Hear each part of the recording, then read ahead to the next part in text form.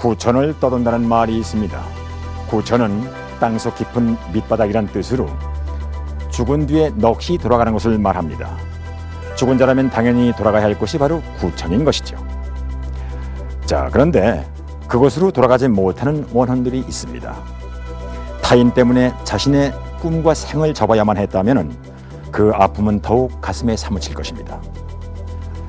미스터리 극장 위험한 초대, 오늘의 첫 번째 이야기, 한 맺힌 원혼의 기막힌 사연 속으로 여러분들을 초대합니다. 1984년 임순 씨는 고향을 떠나 서울에 첫 발을 내디뎠습니다.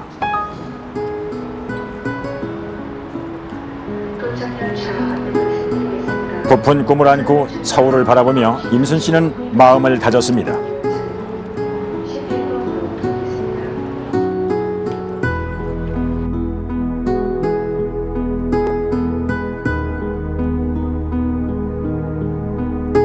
낯선 서울에서 임순 씨가 가장 먼저 할 일은 방을 구하는 일이었습니다.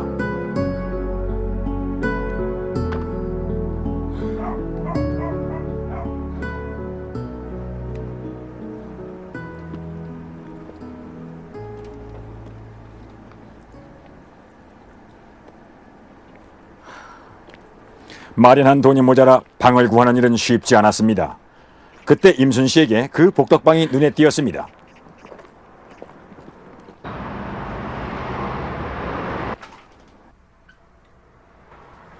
아이고, 어서 와요. 아니 방 얻으시려고? 예.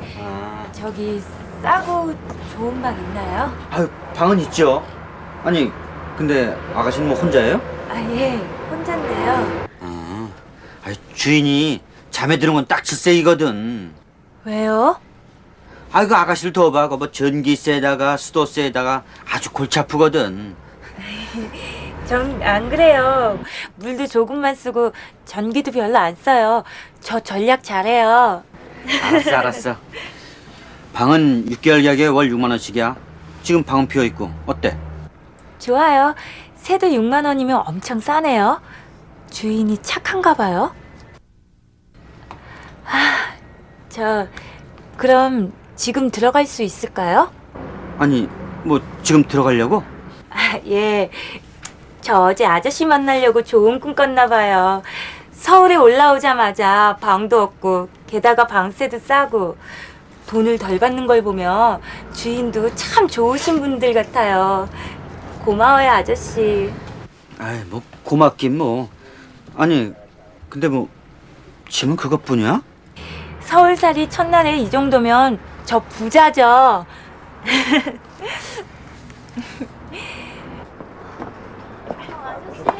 그런데 임순 씨는 그때 좀 이상한 느낌을 받았습니다. 동네 사람들의 시선이 뭔가 비밀을 감춘 듯 했습니다.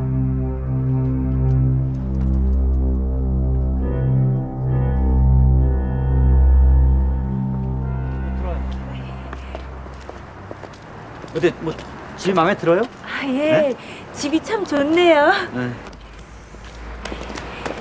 안녕하세요. 저 여기 이사 오는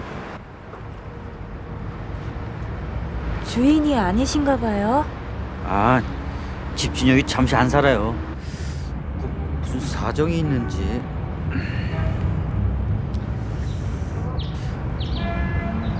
복덕방 주인의 태도가 이상했지만은 해가 저물기 전에 짐을 풀기 위해 임순 씨는 계약을 서둘렀습니다.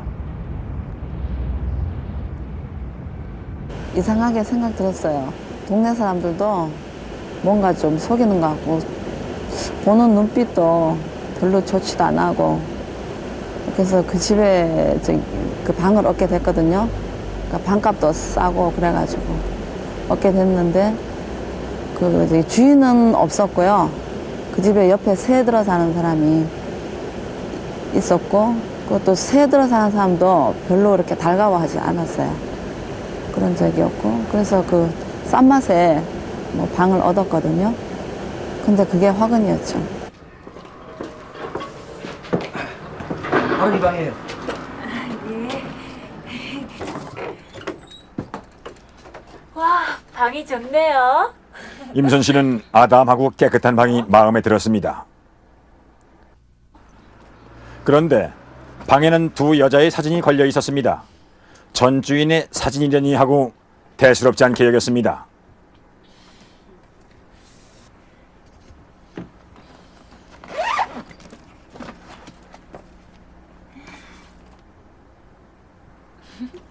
내가 봐도 이쁘단 말이야. 임순 씨는 사진을 뗀 자리에 자신의 사진을 걸어 놓았습니다.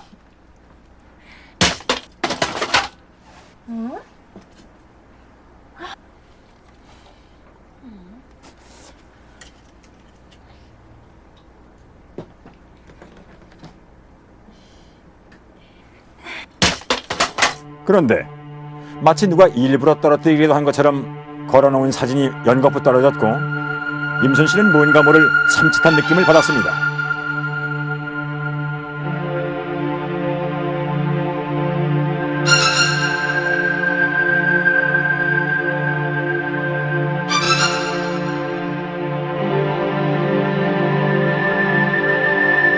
이것이 이 단칸방에서 임순 씨가 겪게 될 공포의 나날들 그 서막임을 임순 씨는 전혀 몰랐던 것입니다.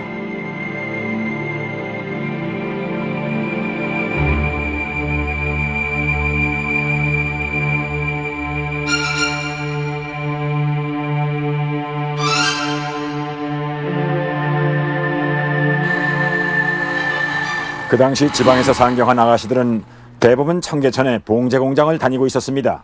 임순 씨도 예외는 아니었습니다.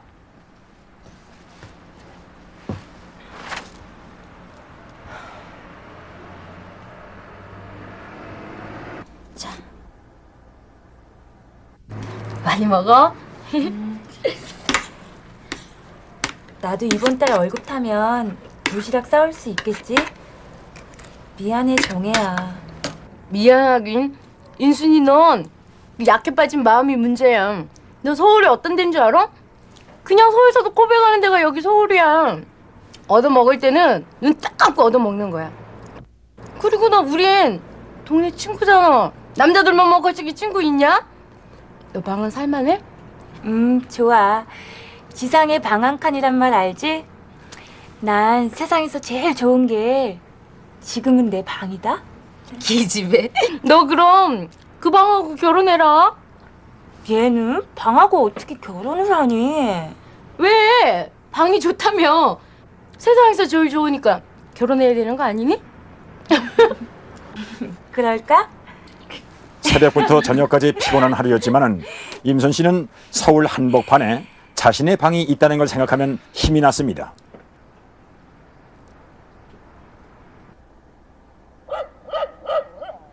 그런데 이사한 지 며칠 후 임순 씨는 이상한 일을 겪게 됩니다.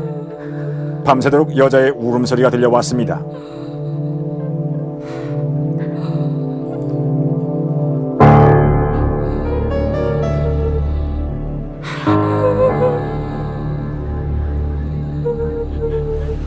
임순 씨는 그저 부부싸움이 잦은 옆집 여자의 울음소리쯤으로 여겼습니다.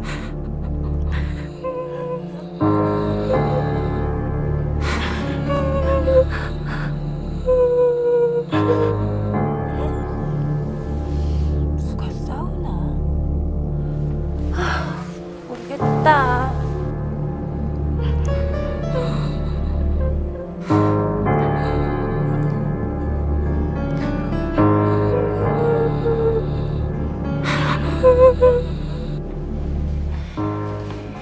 저기 아주머니 계세요? 누구요? 안녕하세요. 아, 예. 저기 어제 혹시 무슨 일 있으셨나 해서요. 예? 아니, 무슨 일이라뇨? 예. 어제 밤새도록 우셔서 걱정이 돼서요. 예? 내가 울어요? 난 어제 야근했어요. 어제 밤새도록 여자 목소리가 들리던데요. 예? 아니, 그럼 그 울음소리가 밤새도록 들리던가요? 예. 근데 아주머니 아니셨어요? 전 아주머니인 줄 알고 부부싸움 하셨나 그랬는데. 저 아가씨 이런 말 하면은 어떨런지 모르겠는데 아이고 아니야 아유 아무것도 아니에요. 아이고 가난한 게 죄지. 내가 왜 이런 재수 없는 곳에서 이런 고생을 하는 거야. 빨리 이사를 가든지 해야지. 네? 아유 아니에요. 아유 근데 아가씨도 참 재수가 없네. 응? 아이 서울 시내 그 많은 방 중에서 하필이면 이 방이요. 아유 딱도하지. 임순 씨는 자신만이 모르는 무언가가 있다는 것을 직감할 수 있었습니다. 바로 그날 밤 임순 씨는 불안의 정체를 만날 수 있었습니다.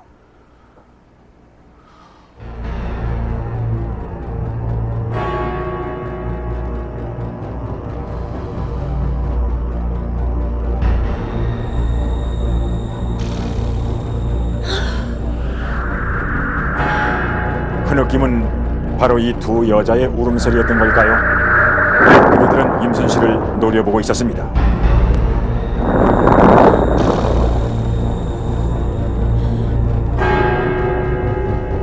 잠을 자고 있었는데요. 뭔가 섬뜩한 기운이 느껴지더라고요.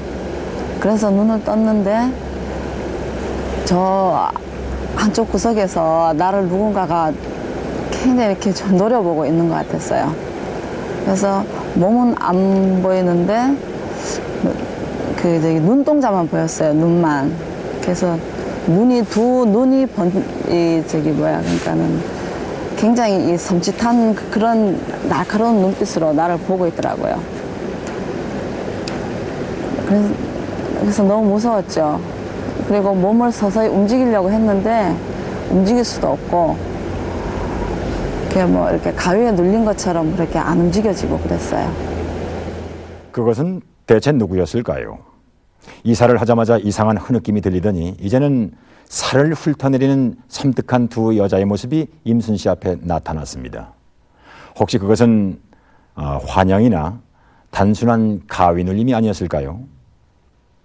그러나 환영이 이렇게 자주 나타난다면 또 어떤 한을 드러낸다면 우린 그것을 귀신이 아닐까 생각해 봅니다. 임순 씨도 마찬가지였습니다. 밤만 되면은 여자들은 계속 나타났고 임순 씨는 잠을 이루지 못했습니다.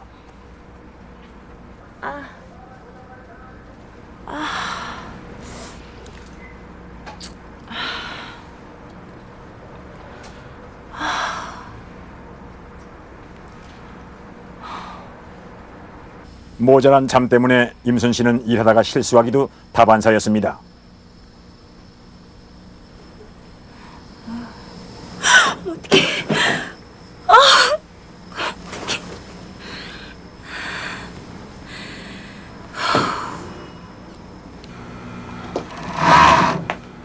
야, 너 얼굴이 왜 그래?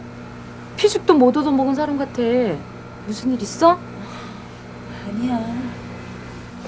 말해봐. 남자 문제지? 아닌데? 남자 문제면 얼굴이 펴야지. 이렇게 망가질 린 없는데? 정혜야, 너 귀신 믿니? 귀신?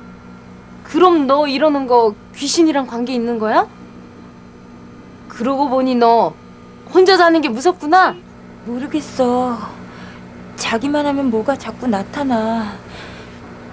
여자 둘이 막 노려본다. 그게 귀신 아니고 뭐겠어. 뭐라고? 너 못 먹어서 야 탈났나 보다. 엄마들이 그러잖아. 기가 약해지면 탈난다고. 일들 안 하고 뭐해요?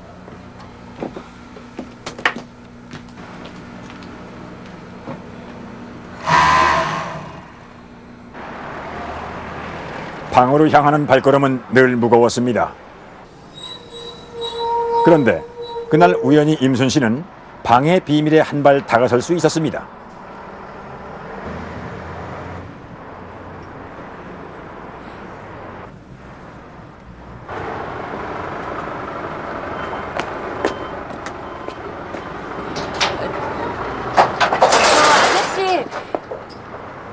아니, 뭐 사진 찍으시게? 아니요, 그게 아니고요. 저 사진 말이에요. 저 여자들 누구예요? 아, 이 사진? 예쁘죠? 꼭 닮았죠? 이 세상에서 일가 친척이라고는 딱 둘밖에 없는 자매라지. 고아원에서 지내다 이 동네로 이사 왔는데 자기네들 방이 생겼다고 얼마나 좋아들 하는지. 이 자매요. 아직도 이 동네 살아요? 글쎄, 우리 사진관에서 사진 찾아가고는 통 보이질 않네. 나는 이 사진이 하도 잘 나와서, 그리고 아가씨들 사는 게 너무 기특해서 걸어놓고 있어요. 그리고 언제 아가씨들 한번 오겠지요. 처음 들린 게 언젠데요? 아마 내 기억으로는 몇 달 된 것 같아요. 근데 요즘엔 통 보이질 않네. 아니, 아가씨 사진 찍으시게? 내가 이 아가씨들보다 훨씬 더 예쁘게 찍어줄 테니까 찍어요. 네.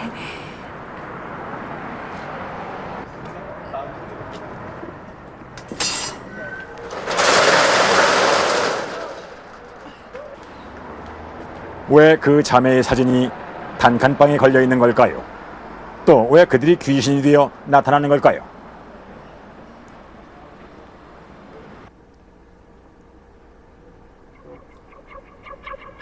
임순 씨는 잠을 자면 자매를 만날까 두려웠습니다.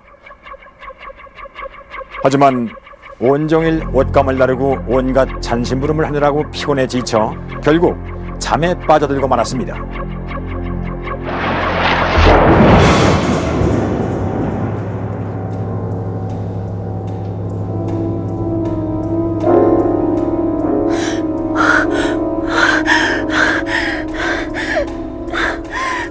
살려주세요. 나가. 여긴 우리 집이야. 네가 살 곳이 아니야.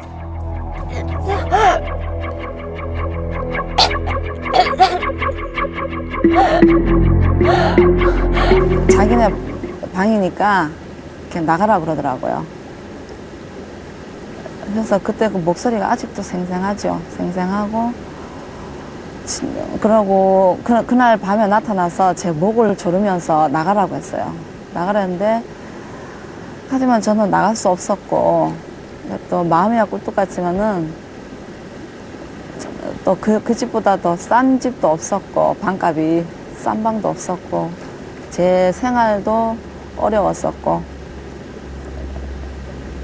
그래서 거기서 이제 제 몸무게도 굉장히 많이 축났었어요. 거의 한 13kg 정도 그렇게 살이 빠졌었어요. 신경쇠약에도 많이 걸렸었고, 불과 얼마 되지는 않았지만.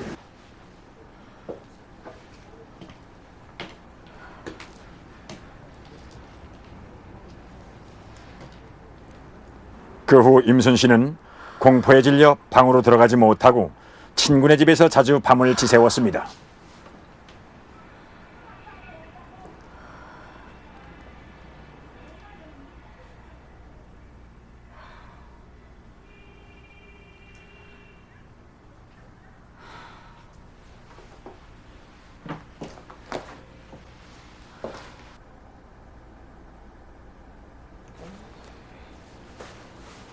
그래서 친구 정혜 씨를 불러 같이 잠을 자는 경우도 자주 있었습니다.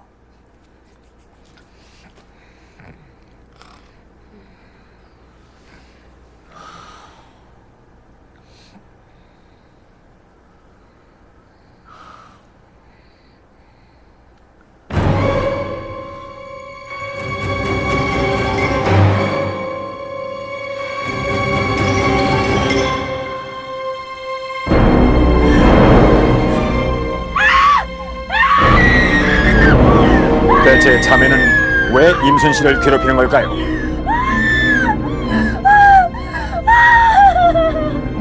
이렇게 하도 무서워서요. 제가 이제 친구를 데리고 와서 잤거든요. 잤는데, 자는 날 밤에 이제 친구는 이제 잠에 골아 떨어졌어요. 옆에서. 이렇게 친구는 자고 그랬는데, 저도 이제 잠에 이렇게 잠자리를 청하려고 하는데 잠도 안 오고 그래서 어떻게 뒤척이다 보니까 잠이 들었어요. 잠이 들어가지고 제 생각에는 조금밖에 안 잔 것 같아요. 근데 이제 눈을 떠가지고 이상한 기운에 딱 옆으로 돌아서서 얼굴을 보니까는 친구는 없고 그 여자가 있었어요. 그래서 너무 무서워가지고 또 옆으로 누웠더니 또 있었어요, 여자가. 또 있더라고요. 그래서 너무 무서워서 이제 벌떡 일어났죠, 저는. 일어나서 보니까는 그 여자 둘이서 그렇게 나를 노려보고 있었어요. 아저씨, 사실을 말해줘요. 사실이라니. 제 방에서 전에 살던 자매 말이에요. 제가 봤다니까요. 아니, 그 애들을 봤다고? 아니, 죽은 지가 언젠데. 그래요. 제가 본 거 귀신이었어요. 도대체 무슨 일이 있었던 거예요? 왜 그 여자들이 저한테 나타나서 밤마다 괴롭히는 거냐고요. 난 모르는 사실이야. 난 아무것도 모른다고. 주인집 부탁을 해가지고 난 그냥 어쩔 수 없이 들어준 그리고 건데. 복덕방 주인은 임순 씨가 모르던 사실들을 하나 둘 털어놓기 시작했습니다. 자매는 천의 고아였습니다. 세상에서 단 둘만 서로 의지하며 자란 그들은 한 끼 밥도 해결하지 못할 정도로 가난하게 생활했습니다.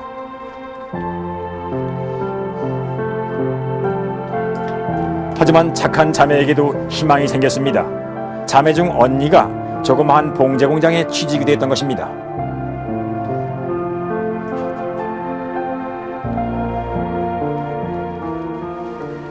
언니, 드디어 우리 방 생겼네? 그래, 우리 태어나서 처음 가는 우리 방이다. 우리 여기서 열심히 일해서 돈 많이 모으자. 그런데 좋다. 자매를 지켜보는 눈길이 있었습니다. 너무 행복해. 진짜 좋다. 언니 내가 계속 같이 가자.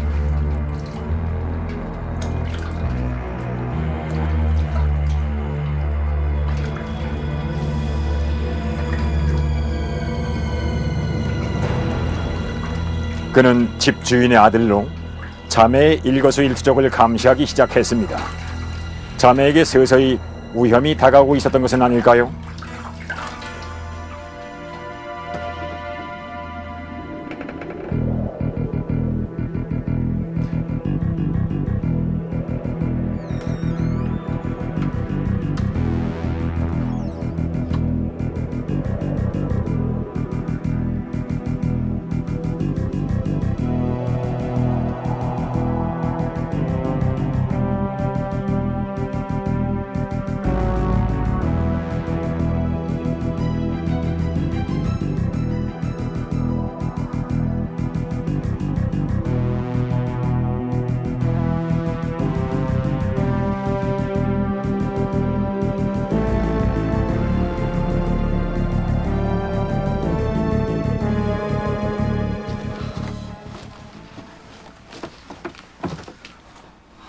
잘 찾아봐. 너 덤벙거리잖니.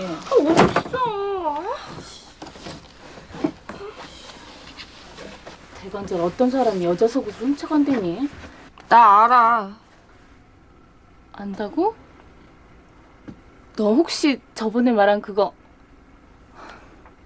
주인집 아들이 어떻게 속옷을 훔쳐가? 그거 가져가다 뭐하게? 변태야. 분명해. 너 생사란 잡지 마. 너 지금 말한 거 주인집에 살면 우리 당장 쫓겨나. 그러니까 너 입단돌이 잘해야 된다. 알았지?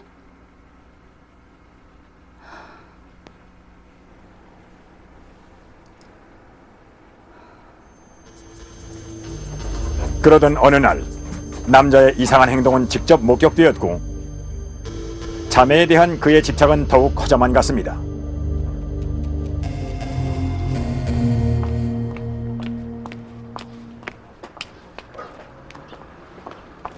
왜 이러세요? 예쁘게 생겼네. 나랑 사귀읍시다. 댁도 주인집 아들이랑 사귀면은 땡 잡은 거 아니에요? 뭐라고요? 말도 안 되는... 이봐요. 저는요, 당신이 주인집 아들이든 아니든 상관없고요. 전 지금 가볼 데가 있거든요.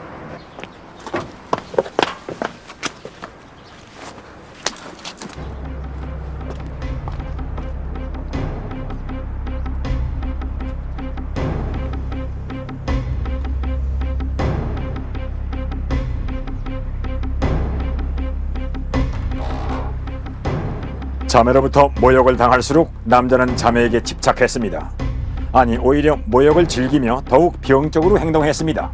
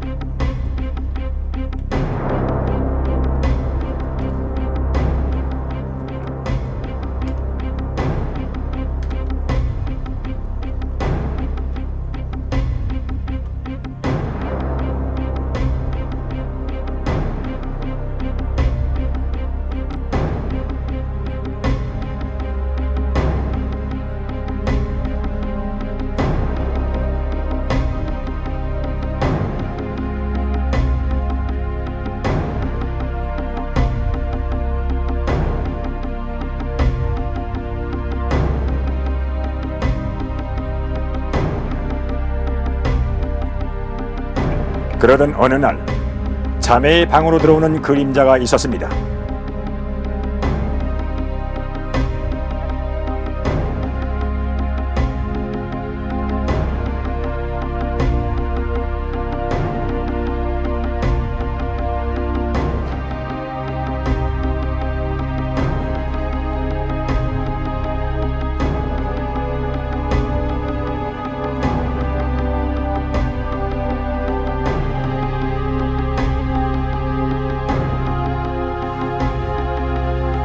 자매를 겁탈하려는 의도였을까요? 연탄가스를 피워놓은 채 남자는 방으로 들어갔지만은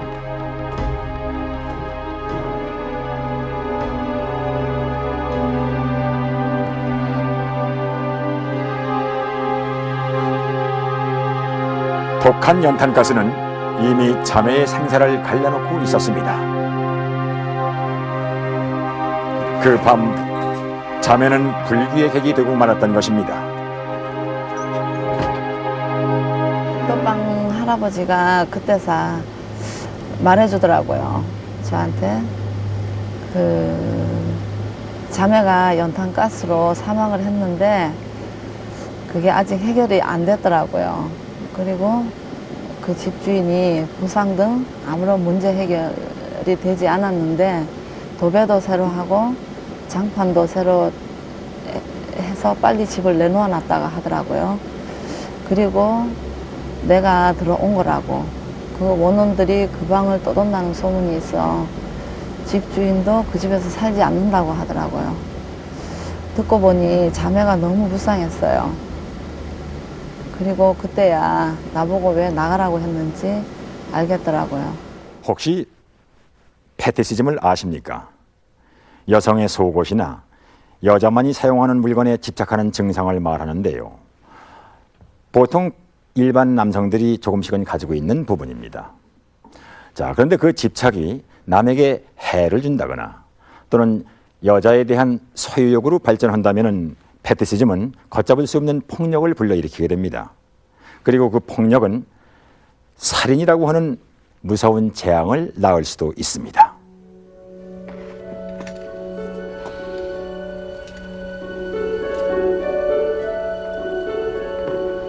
생전 너무도 착하고 예뻤던 자매. 비록 생명은 빼앗겼지만 그들의 희망이었던 이 방은 아무에게도 빼앗기고 싶지 않았을 겁니다.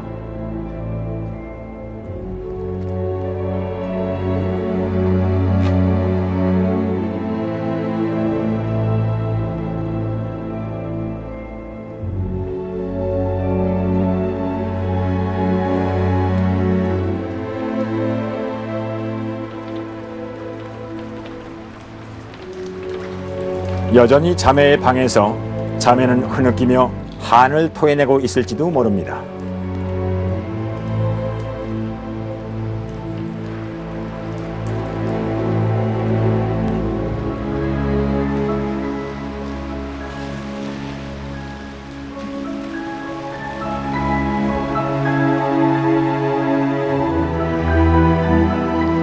임순 씨는 제보를 하고 난 며칠 후 자매의 꿈을 꾸었다고 합니다. 여전히 그들은 날선 눈빛으로 임순 씨를 노려보았다고 합니다. 자매의 원혼은 언제쯤 구천에 머물 수 있는 걸까요? 여러분은 귀신의 존재를 믿으십니까? 자매의 방에서 겪은 일들로 임순 씨는 원혼의 존재를 믿게 되었다고 합니다. 또 그뿐만이 아니라 원혼이 주는 공포를 아직도 매번 느끼고 있다고 합니다.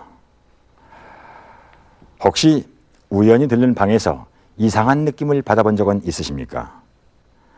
방에서 돌아서는 순간 다시 몸을 돌려 텅 빈 방을 한번 둘러보십시오. 누군가의 원혼이 아직도 떠나질 못하고 있으면서 문을 열고 들어서는 당신을 거부할지도 모릅니다.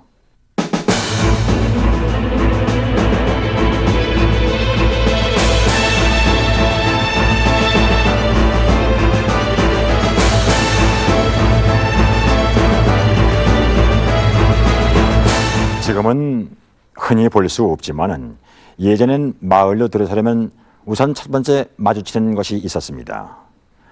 둥글게 금줄을 친 당산나무나 성황당 그리고 장승이 바로 그 주인공들인데요. 이것들은 공통점이 있습니다. 첫째로 나무로 만들어졌다는 것. 두 번째는 나쁜 것은 절대로 들어오지 마시오라는 마을을 지키는 신목의 의미를 지니고 있다는 것입니다. 자, 그런데 이 신목을 건드리면은 화를 입는다는 암묵적인 금기 속에 오랜 세월 동안 보호되어 온 경우가 많은데요. 자, 그런데 그 금기를 실제 현상으로 보여주는 나무가 있습니다. 미스터리 극장 위험한 초대 오늘의 두 번째 이야기. 500년간 마을을 지켜온 나무에 대한 얘기입니다. 경상북도 경산시를 남북으로 가로지르는 25번 국도. 경산에 소문난 신목이라는 회나무는 뜻밖에도 이 도로 한가운데 말라 죽어 둥치만 남은 모습으로 서 있었습니다. 새로 이사 온 젊은 분들이나 이 나무에 내려가 모르는 사람들은 도로가에 이래서 있는 건 교통에 굉장히 지장이 많은데 왜 안 변해나 하지만은 그래도 이 지방에 오래 살은 그런 분들은 그때 당시에 이 나무를 중심으로 해가 동시인대도 지내고 이 나무가 또 우리 동민의 이제 편안과 안녕을 지켜주는 그런 나무이기 때문에 연시에 많은 분들은 비내는 것을 싫어했습니다. 무엇을 이리 간절히 비시는 걸까요? 비가 오는 궂은 날씨에도 불구하고 할머니의 기도는 좀처럼 끝날 줄 모릅니다.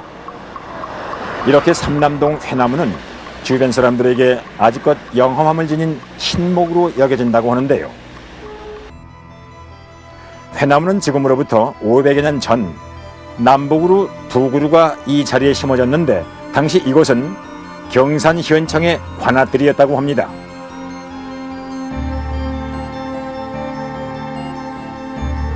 경산이 이거 해남거를 가면은 이거 고을이거든요. 옛날 고을 관사가 여기였어요. 전부 관사입니다.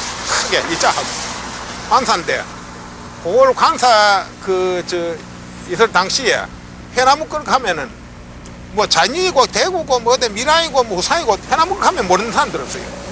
그래 이제 여기 와서 뭐가 해남거리 와서 어느 지점에 찾고 요 고을원 여기서 그래 이래 찾았기 때문에 이제 유명해졌죠. 도로 한복판에 있고 그럴 때도. 그리고 지금은 이제 확장이 되게 늘렸지만 그럴 때는 그저 구름만 하나 댕길 정도, 양자 구름만 댕길 정도밖에 안 됐으니까 비포장도 오르고. 그래서 이제 이거 상징적으로 이제 이걸 아직까지 안 비고 놔두고 있어요. 그래서 경산 주민들은 6년 전까지만 해도 매년 정월 보름이면은 이 회나무에 동제를 올리며 마을의 무사 안녕을 빌기도 했습니다. 하지만 그렇게 대우를 받던 회나무도 변화를 맞게 됩니다. 회나무 옆으로 나 있던 작은 옛 길이 25번 국도 노선으로 변경 확장되면서부터인데요. 이 도로는 경산-청도 간 국도 25호선 도로로서 1974년도 개설되었습니다. 이 도로 확장 공사와 함께 현재 회나무의 남쪽에 있던 또 한 그루의 회나무는 결국 베어지고 맙니다. 당시 주민들은 베어지는 북쪽 회나무 신의 노여움도 줄이고 그 신이 남아있는 남쪽 회나무로 옮겨가게 하기 위해 큰 제사까지 모셨습니다. 당시 그 경산읍 삼남 삼북동 그 주민들이 수호신으로서 주민들이 생각을 하였고, 매년 그 동전을 지내는 것으로서 지역 주민들이 그 나무를 그대로 존치시켜야 된다는 의견이 많아가지고 현재까지 존치시키고 있습니다. 예, 당시 그 반대가 심해가지고 지역 주민 의견 수렴을 한 2번 정도 하였고, 또 당시 그 사업 시행할 당시 그 경산읍장실에서 지역 주민 대표 20-30명을 모아놓고 존치 여부에 대해 의견을 수렴하였습니다. 하였으나 대다수 주민들이 현재대로 존치시키는 원했기 때문에 현재까지 존치시키고 있습니다. 그렇게 회나무는 주민들의 반대로 간신히 살아났습니다. 하지만 회나무는 회색 콘크리트와 냄새나는 아스팔트에 갇혀서 뿌리부터 서서히 죽어가게 됩니다. 그러면서 회나무 근처는 교통사고 빈발지역으로 변해버리게 되는데, 자, 그런데 이상한 것은 회나무 근처의 도로는 운전자의 시야를 가리는 것이 전혀 없는 일직선 도로라는 점입니다. 그렇다면 혹시 회나무는 자신을 온전하게 지켜주지 못한 사람들에 대한 원망의 마음을 교통사고라는 형태로 표현하려 했던 것은 아닐까요? 이 지역에 살고 있는 연로한 노인들의 기억에 따르면 이 회나무는 일제시대에도 여러 번 베어질 뻔했었다고 합니다. 하지만 그때마다 터불던 사람 앞에 흰 장사물 입은 노인이 나타나 나무 앞에 버티고 선 채 엄한 표정을 지으면서 막았다고 합니다. 하지만 큰 도로 건설로 마을 발전을 앞당기겠다는 주민들의 열망은 어느새 회나무에 대한 믿음보다도 커져 있었습니다. 결국 남쪽의 회나무는 베어졌고, 당시 주민들은 제사를 지내 베어지는 회나무를 위로하면서 큰 화는 없을 거라고 자위를 했습니다. 그래 일이 단위 있거든. 그래 이제 사고가 많이 난 것도 주로 이제 새벽에 뭐 사고 많이 낮에는 사고가 몇 건 났어요. 사고가 뭐 10번, 20번이 아니고 한 달에도 잦을 때는 2번, 3번, 4번도 날 때 있어요. 오늘 해놓고는 막 하루야 뭐 이틀 지나면 또 파도가 또 새로 하고 그래서니까네. 어린 시절 회나무 옆집으로 이사를 와 지금껏 살고 있다는 이종덕 씨는 25번 국도가 완공된 이후 회나무 근처에서 일어나는 교통사고 때문에 밤잠을 제대로 잘 수가 없을 정도였다고 합니다. 밤에는 뭐 한 12시나 1시, 2시 그 사이에 나오면 뭐 저도 막 한 7, 80km 이상 밟는가 봐요. 근데 저녁에 이제 뭐 인적기 더 몰고 하니까네. 그래가지고 이제 밟다 보니까 여기 오니까네 2차선이 단선이 돼본단 말이에요. 그리 모르고 막 1차선에 오다가 데리고 그냥 고대로 받아보는 거래. 하지만 신기하게도 그렇게 많은 교통사고가 일어났는데도 사고로 다치는 사람은 전혀 없었다고 합니다. 이런 사고는 한 달에도 몇 건씩 계속됐다고 하는데요. 승용차가 이렇게 저짜서 올라가 여기까지 저 난개까지 됐어요. 그래도 차는 폐차할 정도가 됐는데 사람은 안 다쳐요. 그 차는 완전히 뭐 이걸 폐차하지 수리한다 하는 건 거짓말입니다. 그리고 이제 보면 어떤 사람들은 이거 받아가지고도 뭐 경찰관들이나 오면 뭐 벌금이나 하고 조수받고 하면 뭐 하루 해 보내보잖아요, 그죠? 그러면 그게 겁이 나가지고 차 몰고 도망가 보는 거라. 그리고 한 사람은 여기 2돈 반 추룩을 가지고 빈 차인데 여기 이리 받았어요. 여기 받아가지고, 예. 이거 완전히 다 떨어져 나와가지고 여기에 받아가 저 집 그 담에 갖다 받은 게 저 편하죠, 그지? 아니 뭐 사고가 나도 큰 사고가 났는데 한 사람도 다쳐가지고 차 못 몰고 가는 사람이 없어. 그렇게 사고가 많이 나도. 콘크리트 보호벽에 부딪혀 차는 박살이 나도 사람은 전혀 다치질 않았다니 실제로 가능한 걸까요? 취재팀은 교통사고 담당 경찰과 직접 현장 조사를 해보았습니다. 저쪽까지 튕겨서 나갔다고 할 그런 걸 목격을 하셨대거든요. 그런 데서 사람이 다치질 않았다는데 전문가 입장에서 보실 때 만약 이 정도 받아서 저쪽으로 튕겨갔다 그러면 어느 정도 됩니까? 이 정도 부서진다 그러면은 뭐 경우에 따라 뭐 승용차나 화물차나 그 경우에 따라 틀리겠지만은 승용차 같은 경우는 거의 폐차다고 봐야죠. 이 콘크리트가 이만큼 갈라질 정도로 부서졌다 그러면 폐차 정도 되고 뭐 사람은 생명까지 위험하다 보는 게 맞지 싶습니다. 더욱 신기한 일은 10년 전 삼남동에 살았던 이순애 씨의 경우 회나무 근처 교통사고로 손자가 다쳤는데 회나무에 정성을 들이자 곧 완쾌됐었다고 합니다. 이만큼 깨지고 사고 이거 가장 많이 나는 데인데 사람이 안 다치니까 그 자체가 이제 이상하죠. 저희들도 이상하게 생각하고 있습니다. 그런 사고를 예방하기 위해 이 사고가 빨리 없어져야 되는데 어르신들도 계시고 하니까 없애지는 못하고 있습니다. 하지만 피해가 몇 년씩 계속된다면 담당 관청에서는 당연히 그 피해를 줄일 대책을 세워야 되는 것은 아닐까요? 도로교통소통에 지장이 있어가지고 철거하기 위해 가지고 96년도, 98년도 두 번에 걸쳐가지고 주민 여론조사를 하였습니다. 일단 주민들 모아놓고 그 여론조사하기는 힘들어가지고 그 인근 삼남, 삼북동 한 300~400명 주민을 대상으로 설문지 여론조사를 하였는데 아마 찬반 그 여론이 분분해가지고 철거하는 데는 아마 실패했는 걸로 알고 있습니다.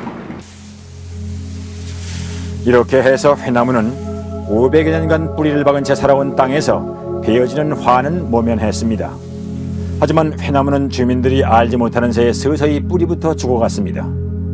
그러나 500여 년간 주민들과 애환을 함께 해온 회나무는 지금도 그 역사의 흐름만 지나 많은 수수께끼를 남긴 채 어떤 이들에게는 여전히 정신적 신앙의 대상으로 남아 있습니다.